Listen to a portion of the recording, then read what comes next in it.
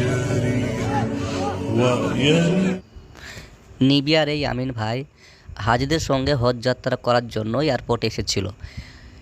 আমিন ভাইয়ের কিছু পেপারসপত্র সিকিউরিটি চেকিংয়ের জন্য ফ্লাইট ছেড়ে দেয়। কিছুক্ষণ যাওয়ার পরে ফ্লাইটের টেকনিক্যাল ইস্যুর জন্য ফ্লাইট এয়ারপোর্টে রিটার্ন আসে। আবার আমিন ভাই বলে যে না, আমাকে যেতে দাও, আল্লাহ আমাকে ডেকেছে, আমি ওখানে যাব হজের জন্য, কিন্তু সিকিউরিটিরা মানে না। দ্বিতীয়বার ফ্লাইট আবার যখন ছেড়ে দেয়, কিছুক্ষণ পরে আবার ফ্লাইট রিটার্ন আসে। আবার আমিন ভাই বলে যে আমাকে যেতে হবে, আল্লাহ আমাকে ডেকেছে, আমাকে যাওয়ার জন্য অনুমতি দাও। তাও সিকিউরিটিরা কোনো কথা শুনে না, আমিন ভাইকে আটকায়।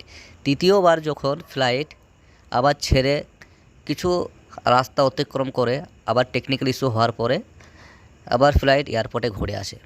তৃতীয়বারের বেলায় তখন আমিন ভাইকে বলল যে ওখানে হেডকোয়ার্টার থেকে বলছে যে ওনাকে নিয়ে আসো, ওনাকে না নিয়ে গেলে ফ্লাইট ঠিক হবে না।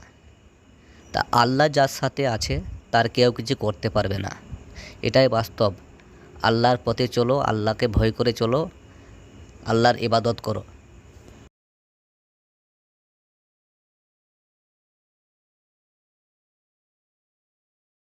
بالله كم تستطيب الغرور ويبرأ جروح الكثير الجارية وينشط ذا